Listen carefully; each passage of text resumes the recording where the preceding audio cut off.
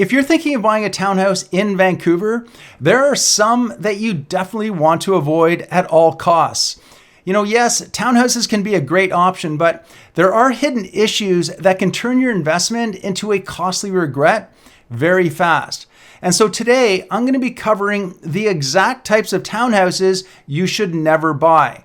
And the last type of townhouse that I'm going to caution you on is a big one, and it catches a lot of buyers by surprise. So make sure you stick around until the end so that you don't end up stuck in a money pit. All right, so let's start off with one of the biggest red flags, and that is poorly managed strata.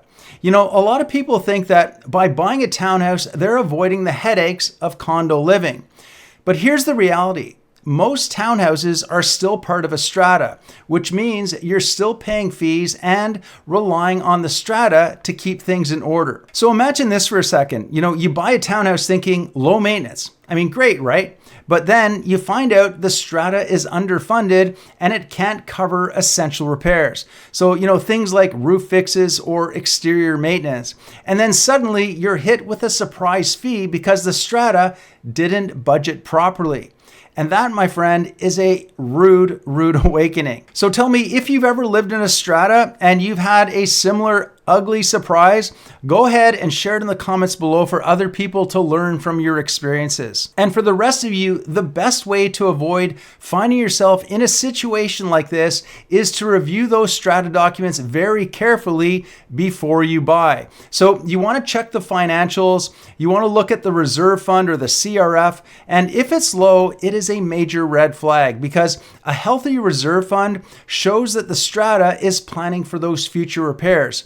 So don't just assume that because it's a townhouse, you're going to be free from strata issues. Strata is still very much in play here. By the way, if you're new to this channel, my name is Glen Hopkins and I create videos all about Canadian real estate, especially around Vancouver and the Fraser Valley area.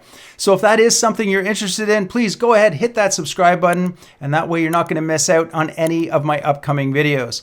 And of course, if you would like some help with either buying or selling a home in the greater Vancouver area, there is a link in the description box below where you can schedule a call with me. And if you're anywhere else in Canada and you need a referral to a fantastic agent, don't worry, I've got you covered. I know some amazing agents throughout the country that I will gladly connect you with. Let's talk about something that a lot of people don't think about, and that is stairs. Townhouses with multiple floors stacked with flights of stairs, they might seem practical at first. You've got the living space on the main level, and then bedrooms are upstairs, and maybe even have a rooftop deck. But here's the reality. Many buyers end up barely using those rooftop decks. So, why is that, you might ask? Well, too many stairs is the reason why.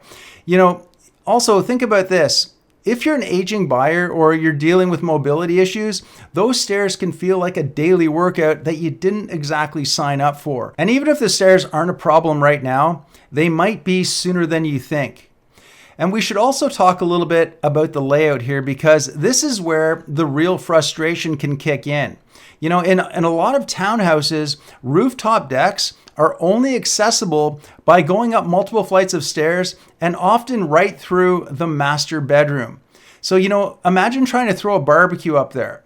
You're hauling your meat, your drinks, and your supplies all the way up and through your bedroom and out onto the rooftop deck. And if you've got guests, nobody really wants to traipse through your private space. It's an inconvenience that most people are quickly going to realize it just isn't worth it. So when you're considering a townhouse with a rooftop deck, you want to make sure that you take a look at the layout very closely and make sure that the access routes are functional and that you're going to be comfortable with a bit of a trek to enjoy that space. Otherwise, that rooftop deck, it might end up being completely wasted space. Another thing to watch out for is townhouses with shared walls on both sides. And sometimes you even have units that are either above and below you as well. And so you might think that you're getting more privacy with a townhouse, but if you're in a row of tightly packed units with shared walls, it can feel very much or almost exactly like living in an apartment. And let's not forget that in many townhouse complexes, units are positioned on either side of a shared drive. And it's common for these townhouses to have balconies that face directly across from one another. And of course, this means that instead of a private outdoor space, you could be looking straight at your neighbor's balcony and vice versa, which is probably not exactly the privacy that you might have hoped for or had in mind.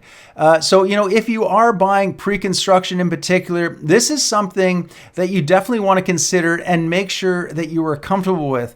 Otherwise, you may end up getting to know your neighbors a little better than you might have liked, whether you actually like it or not or want it or not.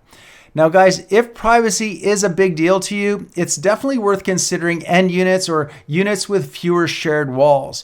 These options, they typically give you more natural light, of course, better airflow, and most importantly, more peace and quiet. And a little extra privacy goes a long way in making your home feel that much more like your own personal space. Next up, let's talk about parking, because it is one of those things that can seem minor at first until you're living in with it every day. Some townhouses, they come with only one parking spot or limited guest parking, which can quickly become a hassle if you have more than one vehicle, or for example, if you have lots of friends or family coming over to visit on a regular basis. And, if you don't have your own designated parking attached to your unit or close to your unit, even those simple chores like carrying your groceries from your car to your home can become a real pain. The extra time and effort it takes to lug your bags across the parking lot or a shared drive, especially in rainy or snowy weather, can get old really, really fast. So before you commit, ask about the parking situation. Does each unit get its own designated spot? Is there parking on the street that is nearby? Are there any bylaws that restrict parking? These small details can make a big difference in your daily life, especially if you find yourself constantly searching for a parking spot or juggling cars due to certain restrictions. Parking might seem like a small consideration at first, but it's one of those things that's easily overlooked and it's hard to live without. Now let's talk a little bit about amenities, because a lot of townhouses and complexes, they come with shared amenities, things like, pool or a gym, a clubhouse, and those all sound great at first, right? But those all, of course, come with a cost, which is higher strata fees. Amenities, they can sound attractive, especially if you envision yourself using them often. But here's the reality.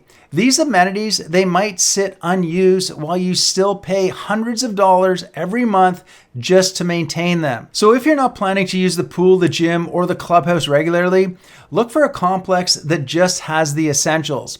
Because while amenities sound nice on paper, they can really drain your budget if you're not using them regularly.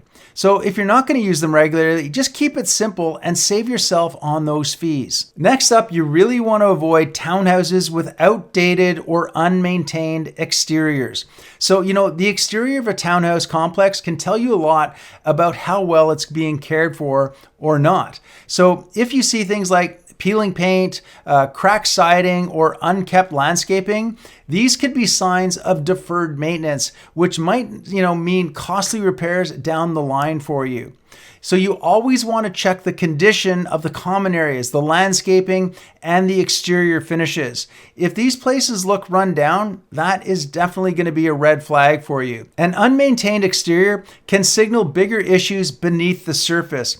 And if the strata isn't putting aside funds for its upkeep, you may end up dealing with an expensive repair later on down the road. Also, be on the lookout for townhouses with restrictive rules and bylaws.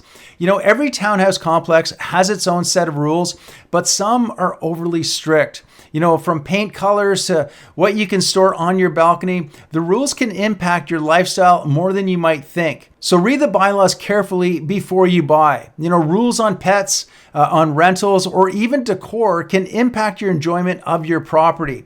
You want to have a place where you feel at home, not where you're, constantly worried about breaking some sort of a rule. And here's something that surprises a lot of people. There's some condo buildings that have rules that make townhouse bylaws look completely tame by comparison. In fact, one specific restriction often catches buyers off guard. If you're curious to know what that is, well, that's a story for my next video. You're definitely going to want to tune in for that one. This rule is one that might make you rethink certain properties altogether.